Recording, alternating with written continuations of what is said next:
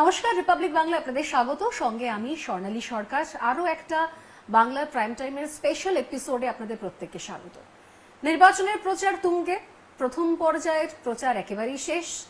দ্বিতীয় পর্যায়ে এখনো পর্যন্ত অর্থাৎ সেকেন্ড ফেজের জন্য যারা এই মুহূর্তে অপেক্ষমান, ময়দানে লড়াইয়ে প্রচারে মঞ্চে, তাদের সঙ্গে প্রচার পর্ব চলছে। আর সেখান থেকেই বেশ কিছু আলোচনা তর্ক বিতর্কের ঊর্ধ্বে গিয়েও আমরা খুঁজে বার করছি প্রত্যেক এপিসোডে।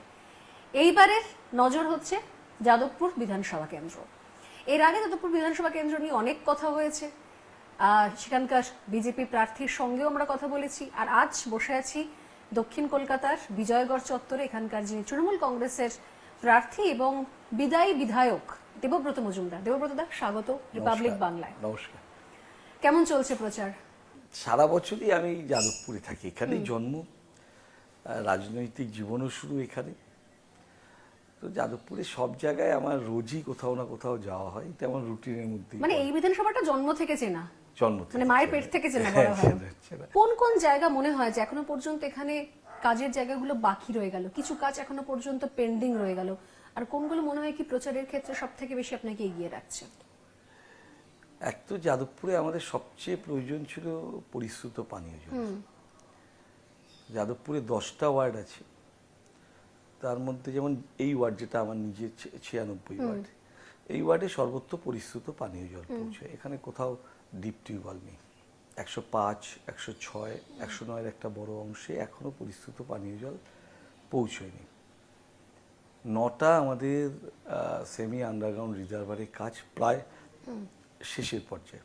আর যাদবপুরে একদম উপকণ্ঠে, আমাদের যাদবপুরের সাথেই আমরা একটা 10 million gallon water treatment plant, মানে জল শোধনাগার তৈরি হচ্ছে। এতদিন টালাপলতায় ছিল, গার্ডেন রিচ ছিল, ধাপায় ছিল, কলকাতার মানচিত্রে যাদবপুর যোগ হতে যাচ্ছে।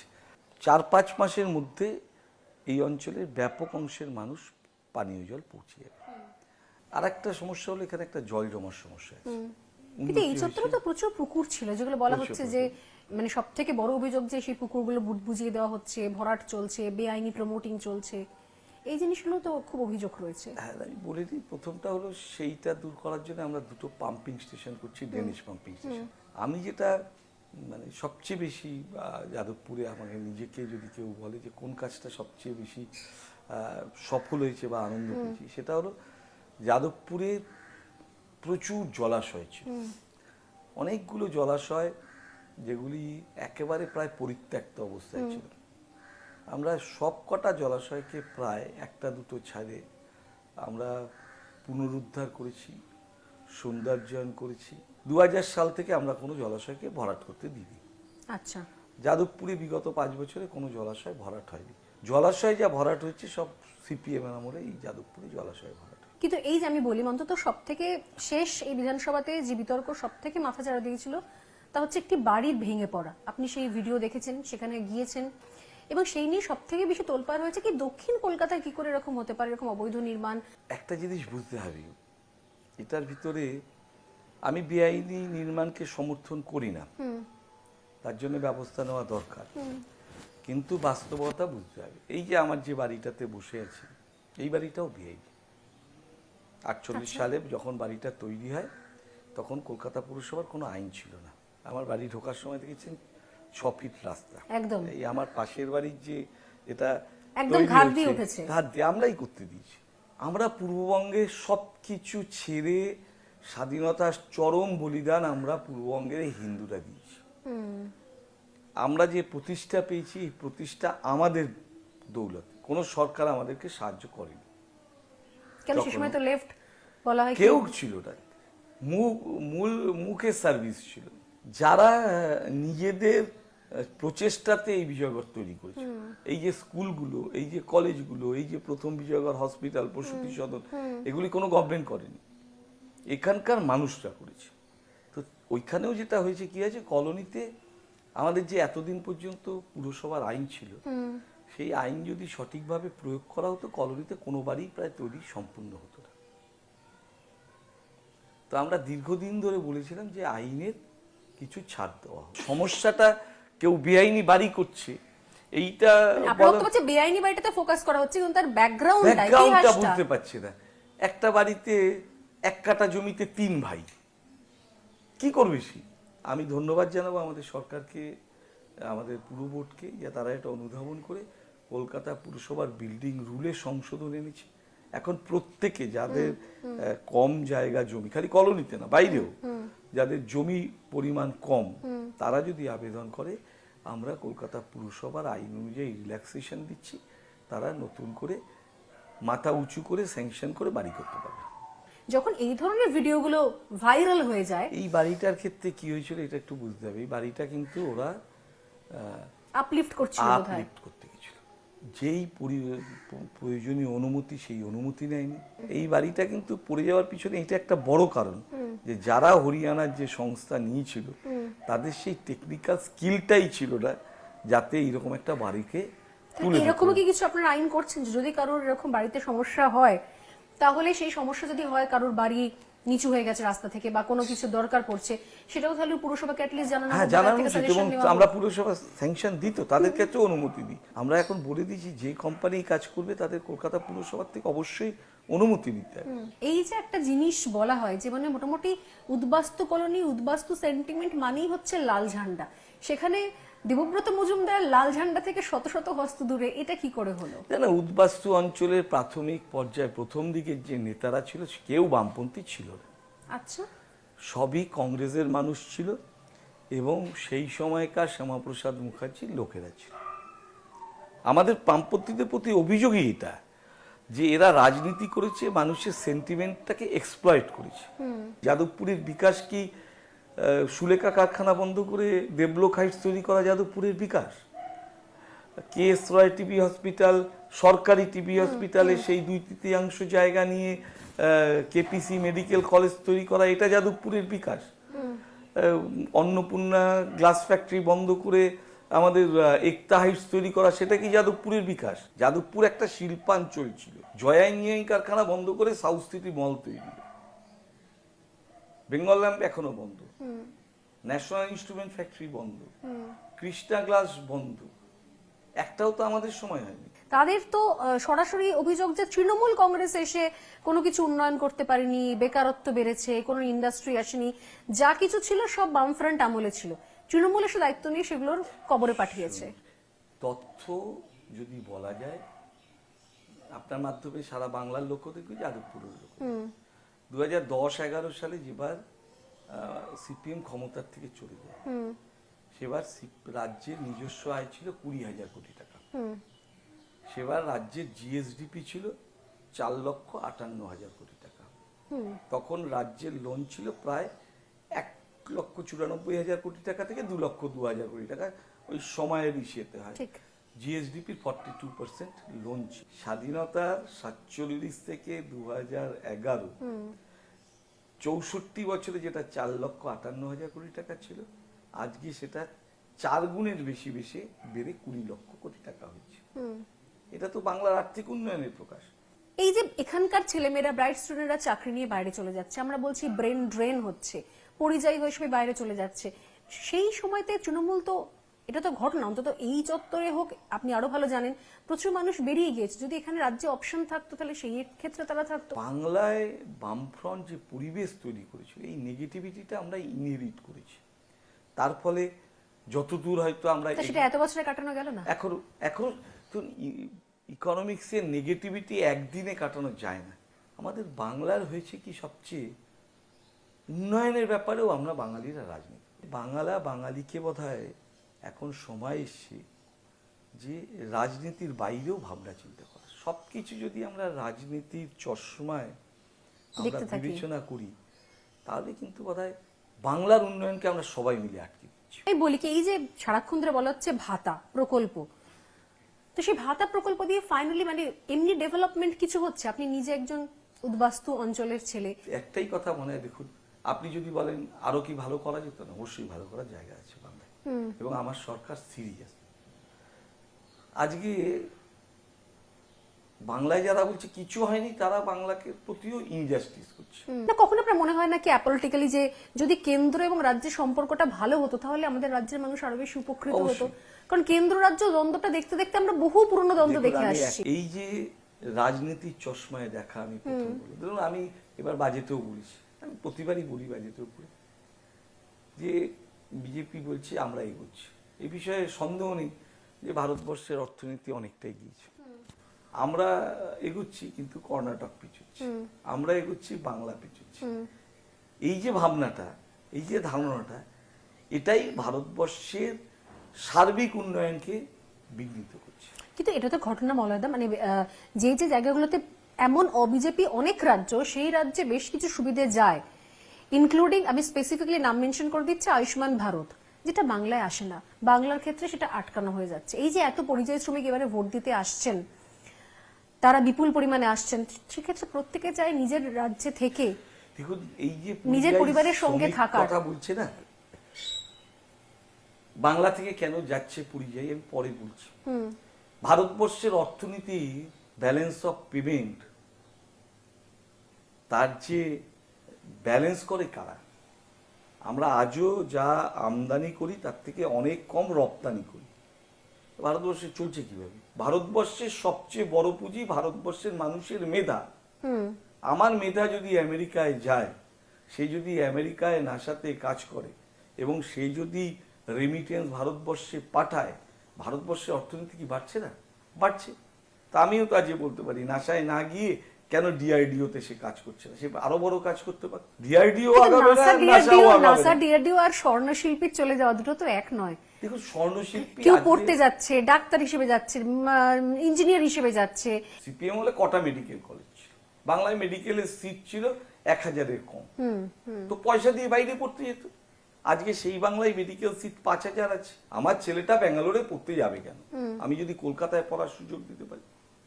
এখন মেডিকেল সুযোগ তৈরি কেবলমাত্র মেডিকেলের যেমন ইনফ্রাস্ট্রাকচার দরকার, মেডিকেলের সবচেয়ে বড় ইনফ্রাস্ট্রাকচার হলো যারা পড়াবে, টিচিং স্টাফ, সেটাও খুব দরকার।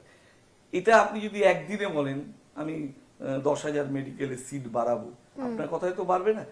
আমি তো আপনাদের কাছে বলি যে আমি একজন বাঙালি হিসাবে ভাবি যে আমার বাংলায় কেন একটা আজিম প্রেমজি তৈরি হলো না, কেন একটা আমাদের ইনফোসিসে তৈরি হলো না। এই ভাবনা চিন্তাগুলো কখনো আলোচনা হয়, কখনো মুখ্যমন্ত্রীর সঙ্গে এগুলো বলেন? আমরা বলি, আমার তো আজকে ইন্টারভিউ দিতে মনে হচ্ছে যে দেবব্রত মজুমদারের একটা পাঠশালা খোলা হচ্ছে, যাতে তৃণমূলের লোকজনেরা এই সেক্টরে। তৃণমূলের লোকজন দেখুন, যে আমি প্রথমেই বললাম কম্পিটিটিভ পলিটিক্স করতে গিয়ে কেন্দ্রীয় সরকার যেভাবে বাংলাকে বঞ্চনা করছে, এই কিন্তু কেন্দ্র তো বলছে আমরা দিতে চাই। না না না, ভিন্ডিকটিভ। আমাকে বলুন গত 15 বছরে কেন্দ্র পশ্চিমবাংলায় একটা ইন্ডাস্ট্রিতে বিনিয়োগ করেছে, ওর ইন্ডাস্ট্রিতে বিনিয়োগ করেছে। অর্থনীতির চাকাকে ঘোরাবার জন্য গভর্নমেন্টেরও ইনভেস্টমেন্ট দরকার, এবং এখানে সেন্ট্রাল গভর্নমেন্টের ইনভেস্টমেন্ট সবচেয়ে বড় দরকার। এবার এখানে তো রাজ্য আর কেন্দ্রের সম্পর্কটাই এমন জায়গায় চলে গেছে। বললাম যে আপনি যদি কেবলমাত্র ক্ষমতা দখলের জন্য কম্পিটিটিভ পলিটিক্স তৈরি করেন, তাহলে ভারতবর্ষেরও ভালো হবে না, বাংলারও ভালো হবে। গুজরাটে ভূমিকম্প হলে হাজার হাজার কোটি টাকা যাবে, বিহারে বন্যা হলে হাজার হাজার কোটি টাকা যাবে। আর আমার আমফানে আমাদের এস্টিমেট ছিল প্রায় 50,000 কোটি টাকা, আমরা বলেছিলাম 30,000 কোটি টাকা দাও, দিয়েছিল কত? 900 কত কোটি টাকা। এই যে বিমাতৃসুলভ আচরণ, এই যে ধরুন, কিন্তু সেখানেও তো আমফানে আসা ট্রিপল পাওয়া গিয়েছিল শেখ শাহজাহানের বাড়িতে, সেখানেও তো দুর্নীতি ছিল। আপনি যদি এটা বলেন, আর যখন বিহারে বন্যায় যখন হাজার হাজার কোটি দিচ্ছে, তখন কিন্তু বিহার বিজেপি শাসিত নয়, তারপরও দেওয়া হয়েছে। বিহারে তখন বিজেপি এবং নীতিশের সরকার চলছে। আমাদের বললো 100 দিনের কাজ বন্ধ, কারণ দুর্নীতি হয়েছে। ক্যাগের রিপোর্টে সবচেয়ে বড় দুর্নীতি ধরা পড়েছে উত্তরপ্রদেশ, কিন্তু ওদের টাকা তো বন্ধ করেনি। আমরা তো বলিনি তদন্ত করবেন না, ওরা একটা ছুতো খুঁজছে যে বাংলাকে আমরা ইকোনমিক্যালি ব্লক করে দেবো। বা পশ্চিমবঙ্গের ক্ষেত্রে যে ধরনের দুর্নীতি, মানে লম্বা তালিকা আমরা বলি, সেটা তো অন্যান্য রাজ্যের ক্ষেত্রে কোথাও হয়নি। কে বললো হয়নি?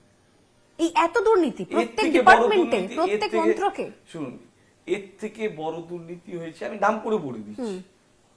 কর্ণাটকে বিজেপির বেলারি ব্রাদার্সরা, যাদের সাথে একসময় জগন্নাথ রেড্ডি এবং যার সাথে সুষমা স্বরাজের প্রত্যক্ষ নাম জড়ানো, 100 দিনের কাজে দুর্নীতির জন্য কাউকে গ্রেফতার করতে পারেন।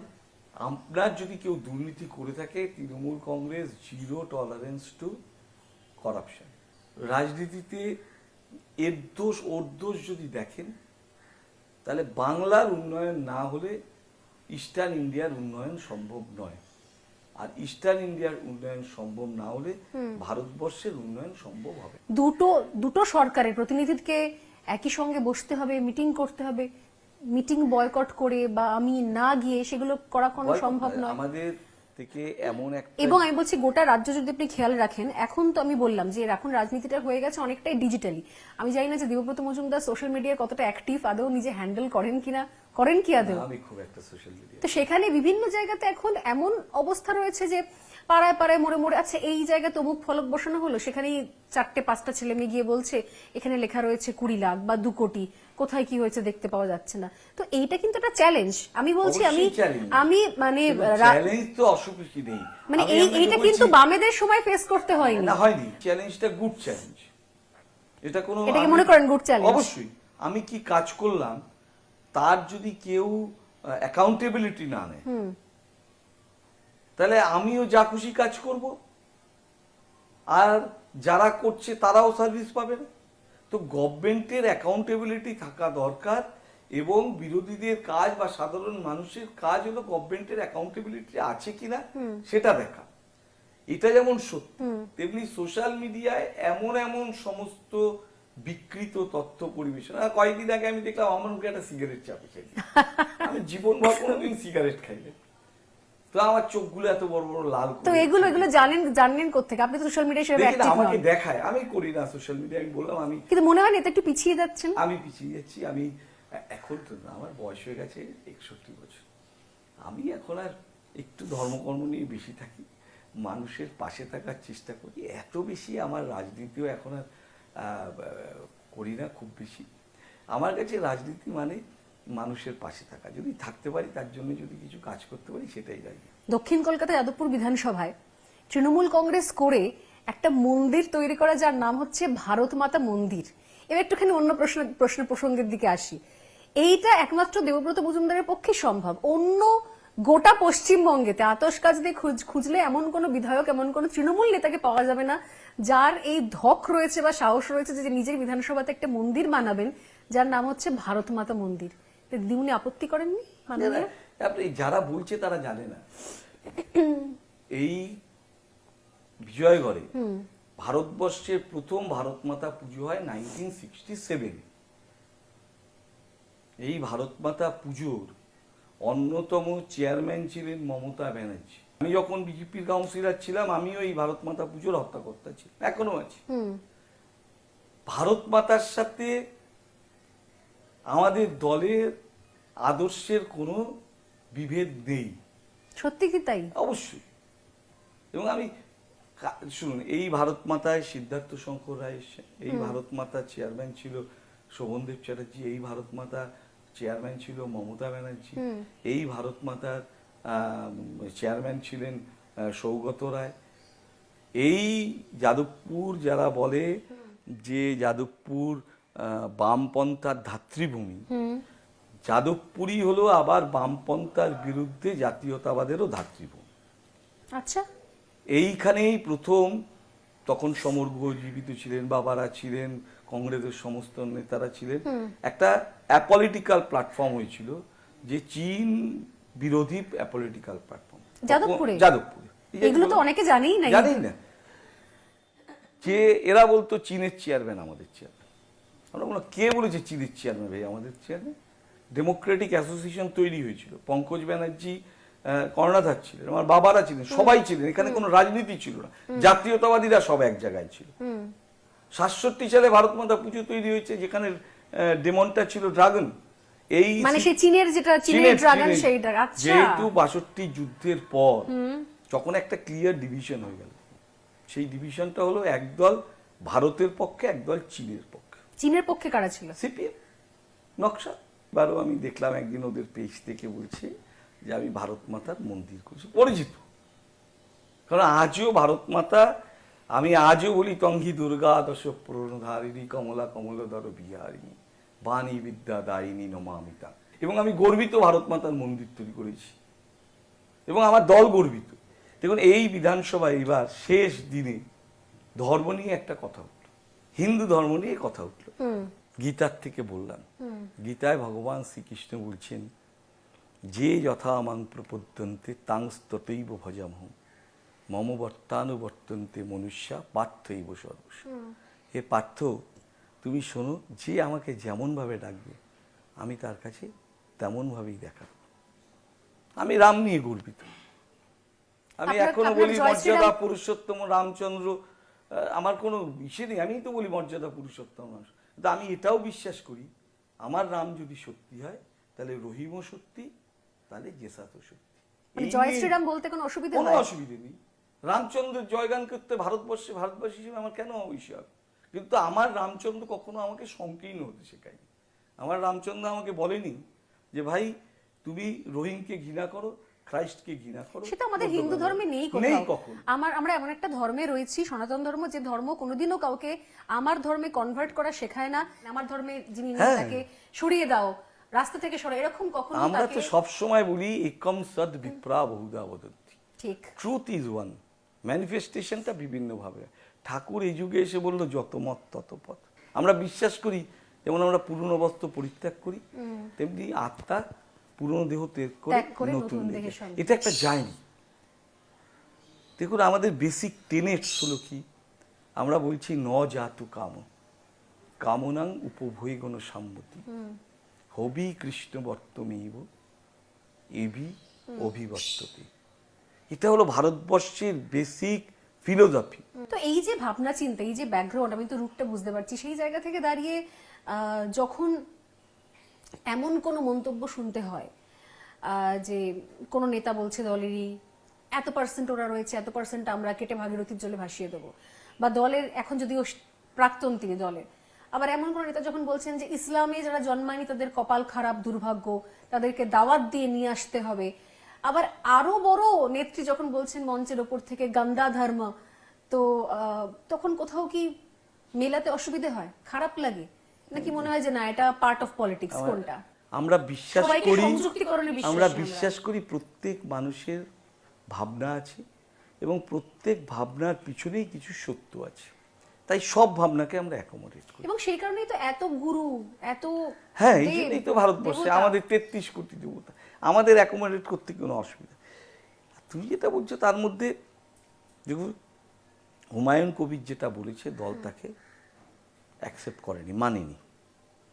কিন্তু ববি সেই সময় কোনো শাস্তি দেয়ওনি। ববি পরে যখন বাবরি করতে গেলেন তখন ববি যেটা বলেছে ববি অস্বীকার করেছে, ববি এ কথা বলেনি। আর আমাকে কেউ যদি জিজ্ঞেস করে, আমি ববিকে দীর্ঘদিন ধরে চিনি, 2000 সাল থেকে। কোন প্রসঙ্গে বলেছে সেটা হলো সবচেয়ে বড়। একটা কথাকে আউট অফ কনটেক্সটে নেওয়া যায়। ববি কিন্তু সরাসরি অস্বীকার করেছে এই কথা, যে না আমি এইভাবে বলিনি যে ইসলাম ধর্মেই খালি মোক্ষ পাওয়া যায় আর কোথাও পাওয়া যায় না। ববি অন রেকর্ড বলেছে। আর আমার দিদিমণি মমতা ব্যানার্জি বোধহয় ভারতবর্ষের সবচেয়ে বড় সেকুলার। মমতা ব্যানার্জি নিজের বাড়িতে নিজে কালী পুজো করেন, আবার ঈদের দিনেও যান, আবার চার্চেও যান, আবার জৈনদের কাছেও যান। এটাই ভারতবর্ষ, এটাই ভারতের হিন্দু ধর্ম। তো দেবব্রত মজুমদারকে আমরা আজ পর্যন্ত কখনো এমন কোনো ফ্রেম নেই মিডিয়ার কাছে, আমার কাছে অন্তত নেই, অন্য কোনো মিডিয়ার কাছে আছে কিনা আমি জানি না, দেবব্রত মজুমদার কোনো ঈদের অনুষ্ঠানে গেছেন মাথায় ফেস টুপি পরে, এরকম কোনো ফ্রেম? আমি ঈদের অনুষ্ঠানে গেছি, আমার এখানে ঈদের অনুষ্ঠান হয়, তাতে ফেস টুপি পড়তে হয়নি। দেখুন, আমি মাথায় ইসে পড়ি, রুমাল দিই। এই যে যারা এটা ইসে করছে তারা কিন্তু কখনো বলছে না, আমরা যখন গোল্ডেন টেম্পলে যাই আমরা কিন্তু মাথা ঢেকে যাই। এটা হলো রেসপেক্ট টু এ রিলিজিয়ান। আমি মাথায় টুপি পরলে আমি মুসলিম হয়ে গেলাম না, আমি গলায় চার্চ দিলে আমি খ্রিস্টান হয়ে গেলাম না। আমার বাড়িতে যাবেন, আমার ঘরে এখনো চার্চ আছে, মানে চার্চের ছবি আছে, কারণ আমি জেসাস ক্রাইস্টকে আমার দেবতার মতন বলেই আমি শ্রদ্ধা করি, তাকে ভক্তি করি। যে বলতে পারে যে how many times you should forgive your neighbours, যে বলতে পারে 70 times 7, সে আমার দেবতা। তো আমার কাছে ওইটাই সিঁড়ি। কেউ ফেস টুপি পরলো তাহলে সে মুসলিমদের তুষ্টিকরণে নামলে, এটা যারা বলে তারা খুব সিম্পলিফিকেশন করে। তো আমার এখানে আমি যখন দক্ষিণ ভারতে যাই, তো আমি তো একটা ধুতি পরে যাই, কিন্তু আমি যখন এখানে আমার কালী পুজো বাড়িতে করি, আমি তো ধোয়া জামা কাপড় পরেই করি, প্যান্ট জামা পরেই করি। তো আগে তো আমার বাপ ঠাকুর দ্বারা কোনোদিন, আমার বাবা খুব কম প্যান্ট পরতো অফিসে যাওয়ার সময়, ধুতি পরতো, কিন্তু আজকে আমি তো এই প্যান্ট জামা পরি বলে আমি নিজেকে খুব কম হিন্দু বলে মনে করি না। এই ন্যারেটিভগুলো হলো পলিটিক্যাল ন্যারেটিভ। এই ন্যারেটিভ ভারতবর্ষের হিন্দু ধর্মেরও ভালো করছে না, ভারতবর্ষেরও ভালো করছে না। অযোধ্যা যাওয়া হয়েছে কখনো? হ্যাঁ, আমি অযোধ্যায় নতুন রাম মন্দির হওয়ার পর হ্যাঁ গেছি। দর্শন হয়েছে? হ্যাঁ, রাম মন্দির কেমন লেগেছে? আমার ভগবান রামচন্দ্র হলো আমার আরাধ্য দেবতা। আমি মনে করি মর্যাদা পুরুষোত্তম ভগবান রাম। ভ্যালুজ, যেই ভারতবর্ষের ভ্যালুজ আছে, রামচন্দ্র এম্বোডাইজ দ্যাট ভ্যালুজ।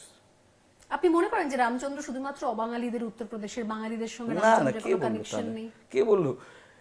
এইসব যারা বলে তারা চেনে না বাংলাকে, ভারতবর্ষ।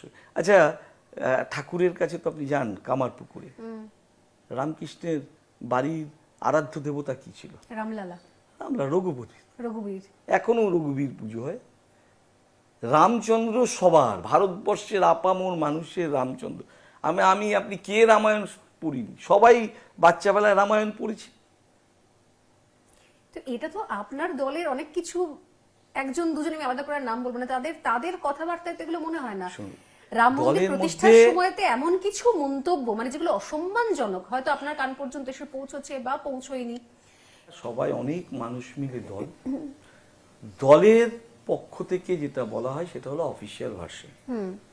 দল ভগবান রামচন্দ্রকে শ্রদ্ধা করে, ভক্তি করে এবং মানে যে ভারতবর্ষের ভ্যালুজের প্রতীক হলো ভগবান রামচন্দ্র। আবার দল এটাও বিশ্বাস করে যে রামচন্দ্র কোনো ঘৃণার প্রতীক নয়। জয় শ্রীরাম বলে you can glorify Ramchandra, glorify করার জন্য জয় শ্রীরাম বলা উচিত, কাউকে ডিমিন করার জন্য ব্যবহার করা উচিত না। যেখানে সেখানে গিয়ে আমি মসজিদের সামনে দিয়ে যাচ্ছি, গিয়ে বলছি জয় শ্রীরাম, এটা রামচন্দ্রকে লঘু করা হয়। আমি তার বিরুদ্ধে।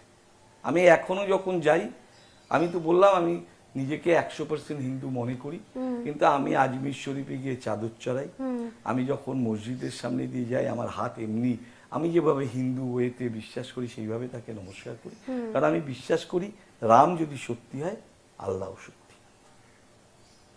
কিন্তু ভারত ভূমিটা, সেই ভূমিতে তো রামচন্দ্রের গুরুত্ব রয়েছে, যদিও সেখানেও আইনি অবশ্যই লড়াই আছে। লড়ে রামচন্দ্রকে প্রমাণ করতে হয়েছে। অবশ্যই আছে। ভারতবর্ষ রামচন্দ্র ছাড়া অসম্পূর্ণ। ভারতবর্ষের সভ্যতা সংস্কৃতি ভগবান রামের সভ্যতা সংস্কৃতি। আমাদের এডুকেশন সিস্টেমে আমাদের ভারতের যারা রাজা, সম্রাট, বিভিন্ন প্রদেশ যারা লড়াই করেছেন, প্রাণ দিয়েছেন মুঘলদের আটকানোর জন্য, আমরা দেখেছি আমাদের মুঘল আমল অনেক বেশি গ্লোরিফাইড হয়েছে। তুলনামূলকভাবে ভারতের বিভিন্ন রাজা, তাদের লড়াই, তাদের আন্দোলন, সেগুলোকে অনেক ছোট করে, অনেক কম করে দেখানো হয়েছে। মনে হয় কি সেই সিলেবাস রেকটিফাই হওয়া দরকার? যদিও পশ্চিমবঙ্গের ক্ষেত্রে অধিকাংশ সিলেবাসটাই বাম আমলের সিলেবাস, যেটা কিছুটা হয়তো এখনো কন্টিনিউ হচ্ছে। দেখুন, আমরা যখন ছোট থেকে পড়েছি রাজপুত জীবন সন্ধ্যা, আমিও পড়েছি, তুমিও। যারা তোডরমলের কাহিনী, রানা প্রতাপের কাহিনী শুনে দেশপ্রেম, দেশাত্মবোধ অনুভব করে, এটাও তো ভারতবর্ষের ইতিহাস। আবার আকবরের দিন ইলাই, এটাও ভারতবর্ষের ইতিহাস। এখন যেটা চলছে সেটা হলো কাউকে ছোট করে আমি বড় হব, এইভাবে কোনোদিন ভারতবর্ষ। কিন্তু ডেমোগ্রাফি চেঞ্জ হচ্ছে, সেটা বিশ্বাস করেন? আমি যেটা বলবো যে ডেমোগ্রাফি চেঞ্জ হচ্ছে কি হচ্ছে না, তার দায় দায়িত্ব সরকারের, কেন্দ্রীয় সরকারের দেখা উচিত। যদি ডেমোগ্রাফি চেঞ্জ হয় তার জন্য প্রতিকারের ব্যবস্থা নেওয়া উচিত। কিন্তু খালি ধর্মের ডেমোগ্রাফি চেঞ্জ হচ্ছে, দক্ষিণ ভারতের পপুলেশন ডিক্রিজ করছে, উত্তর ভারতের পপুলেশন ইনক্রিজ করছে, এটাও তো একটা ডেমোগ্রাফিক চেঞ্জ। কিছু মানুষ হয়তো চাইছেন না বুঝতে, কিন্তু ঘটনাচক্রে আমেরিকা হোক, ইউরোপ হোক, ফ্রান্স, যে প্যারিস ছিল স্বপ্নের একটা শহর, প্রেমের শহর, সেই জায়গা পর্যন্ত ডেমোগ্রাফি বদলে গেছে। আমি একটা অন্য প্রসঙ্গে এসে, একদম যেহেতু আপনি উদ্বাস্তু ফ্যামিলির ছেলে বলে, যখন বাংলাদেশের ঘটনা দেখেন, আবারও হিন্দু মরছে, দীপু দাসকে জীবন্ত পিটিয়ে জ্বালিয়ে দেওয়া হলো, কোথাও খারাপ লাগে? অবশ্যই খারাপ লাগে, কষ্ট হয়েছে, কষ্ট হয়, আমার কষ্ট। ভারতবর্ষের কেবলমাত্র হিন্দু হিসাবে প্রত্যেকটা ভারতীয় যদি পৃথিবীর যে কোনো প্রান্তে অত্যাচারিত হয়, আমার তার জন্য প্রাণ কাঁদে। আর আমার স্বজাতি, আমার তো প্রাণ কাঁদবেই। তৃণমূল কংগ্রেসের অনেক মন্ত্রী, অনেক বিধায়ক অনেক বড় বড় স্ক্যামের সঙ্গে তাদের নাম জড়িয়েছে। কেউ কেউ তার জন্য ইডি সিবিআই এর কে ফেস করেছেন, কেউ জেলে গিয়েছেন, কেউ জেল থেকে ফেরত চলে এসেছেন, কেউ আবারও টিকিট পেয়েছেন। এই নিয়ে বিস্তর বিতর্ক রয়েছে। এই চাল ডাল আবাস ছাদ জল কয়লা বালি এত গুরুগম্ভীর নামের মাঝখানে মলয় মজুমদার, দেবব্রত মজুমদারের সঙ্গে একটা গ্যারেজ জুড়ে গেছে, নিন্দুকেরা বলে নামের সঙ্গে একটা গ্যারেজ। সেটা কি কোথাও খারাপ লাগে, নাকি মনে হয় নেগেটিভ পাবলিসিটি, নাকি মনে হয় যে না অ্যাকচুয়ালি ব্যাপারটা অনেক বাড়িয়ে বলা হচ্ছে, কোনটা? না দেখুন, আমার মানুষ আমাকে চিনি, জীবনে আমি কোনোদিন দুর্নীতির সাথে আপোষ করি। আমার এভিডেভিট এবারও আমি ফাইল করেছি। আমার পরিবারের নামে একটাই গ্যারেজ আছে, যেটা আমি 98-এ যখন আমি কাউন্সিলর হইনি তখন কিনেছিলাম। হিন্দুকেরা অনেক কথা বলে, আমি তো চাই যে একটা লিস্ট বার করুক, এতদিন ধরে বলছে, এবারও বলছে যে এটা আছে। সেটা আপনি চ্যালেঞ্জ করেন ওপেন? ওপেন চ্যালেঞ্জ করি আমি ওপেন। রিপাবলিকের ক্যামেরা আপনি চ্যালেঞ্জ করে দিলেন। আপনি একদম ওপেন চ্যালেঞ্জ করে বলছি, কেউ যদি একজন সিপিএম এর লোক, কন্ট্রাক্টর, প্রমোটার বা একজন বিজেপির প্রমোটার, কেউ যদি দাঁড়িয়ে বলতে পারে কোনোদিন মলয় মজুমদারকে একটা পয়সা দিতে হয়েছে, তাহলে সেদিন থেকে আর রাজনীতি করবে। তাহলে এতদিন রাজনীতি করে ফাইনালি কতগুলো বাংলো, কতগুলো প্রপার্টি, কতগুলো কারখানা তৈরি করতে পারলেন তাহলে? দেখুন, আমার রাজনীতি প্রফেশনের জন্য করতে হয়। আমি অ্যাজ এ চার্টার্ড অ্যাকাউন্টেন্ট 90 সাল থেকে প্র্যাকটিস করছি। একসময় আমার খুব ভালো প্র্যাকটিস ছিল। কোনো বড় কমপ্লেক্সে বেশি ডুপ্লে টুপলি এরকম কতগুলো রয়েছে সংখ্যা? কিন্তু আপনি এবিডিবিতেই দেখে নিতে পারেন। তারপরে যদি কারো যদি মনে হয় বিজেপির কাছে ইডি সিবিআই আছে, আমি বলে দিচ্ছি আমার দরজা খোলা। তো তাহলে মনে হয় না যে অনেক কিছু করার ছিল, একটুখানি পিছিয়ে না, পড়লাম না, তাহলে? দেখুন, আমি এখানেই বড় হয়েছি, আমার চাহিদা খুব বেশি নয়। আমি চাই মানুষের সাথে থাকতে। এই অঞ্চলে প্রচুর ছেলে মেয়েকে আমি পড়িয়েছি, যারা আমার কাছে বিকম পড়েছে, সিএ পড়েছে, কস্টিং করেছে, ম্যানেজমেন্ট করেছে। আগে বেশি খারাপ লাগতো, এখন বুঝেছি রাজনীতিতে ওই যে বললাম, আমাকে ব্যক্তি আক্রমণ, আমার মুখে একটা সিগারেট দিয়ে দেখি একজন আমাকে দেখালো যে ফটোশপ করেছে, আমি কি করব?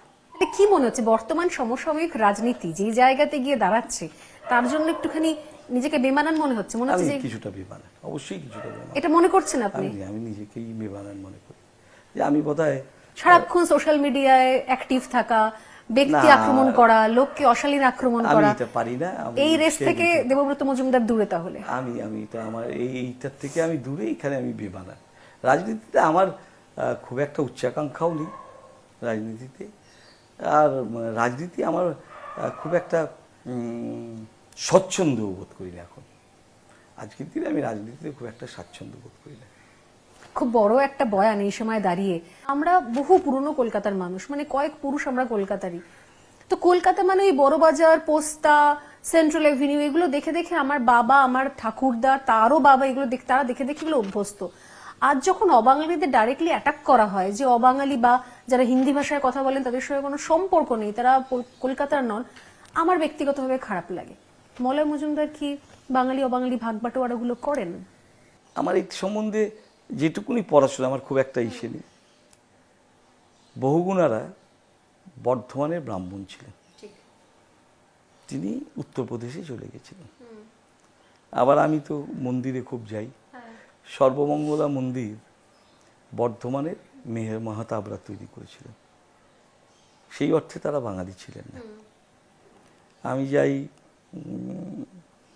কৃত্তিবাস, আমি ওই যে বললাম ঝাড়গ্রামে কনক দুর্গা মন্দিরে যাই, রাজস্থানের রাজারা তৈরি করছে। ভাষা নিয়ে ভেদাভেদ অনেক পরে এসছে, এতে আমার বিশ্বাস নেই।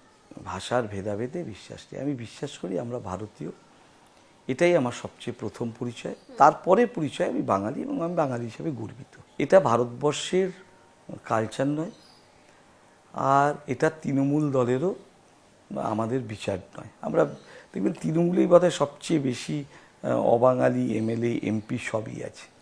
আমি যখন সিএ পাস করলাম, তো আমি শেয়ার মার্কেটে কাজ করতাম। আমার বেশিরভাগই ছিল মারোয়ারি বন্ধু, নন বেঙ্গলি বন্ধু, পাঞ্জাবি বন্ধু। তো তারপরে 92-93 সালে হর্ষদ মেহতার স্ক্যান্ডাল হলো। আমি ভাবলাম বাপু এখানে আর থাকবো না, রিস্ক তোমার দরকার নেই। আমি চলে আসলাম একটা চার্টার্ড ফার্ম করার জন্য। ওরা কিন্তু ওই মার্কেটে রয়ে গেল। আজকে দিনের শেষে আমার হয়তো, এবার আমি যে এফিডেভিট ফাইল করেছি 1 কোটি কত টাকা আমার হয়তো সব মিলিয়ে আছে। ওদের এখন কিছু না হলে 10,000 কোটি টাকা আছে। 10,000 কোটি। Because they take the risk. বাঙালি রিস্ক নিতে পারে না, নিতে চাইছে না, পারে না। না দেখুন পেটিএম বিজয় শর্মা তৈরি করেছে, সেই রিস্কটা কম বাঙালি তো আইআইটিতে পড়ছে না, তারা কেন নিচ্ছে না? আমাদের যে বড় হওয়া, বর্ন অ্যান্ড ব্রট আপ, আমাদের যে ধ্যান ধারণা, তার মধ্যে আমরা চাকরি চাইছি। আমরা কখনো বলছি না আমার চাকরি দরকার নেই, আমি চাকরি দেব। এই ভাবনাটা ভাবার সময় এসছে। ভারতবর্ষের প্রথম জাহাজ ব্যবসায়ী প্রিন্স দ্বারকানাথ, ভারতবর্ষের প্রথম কয়লা ব্যবসায়ী প্রিন্স দ্বারকানাথ, এই যে প্রথম হাওড়া সেতু দেখছেন, সেটা বার্ন স্ট্যান্ডার্ড আর.এন. মুখার্জির তৈরি করা। আজকে আপনি জিজ্ঞেস করুন বাঙালিকে আর.এন. মুখার্জিকে, বলতে পারবেন।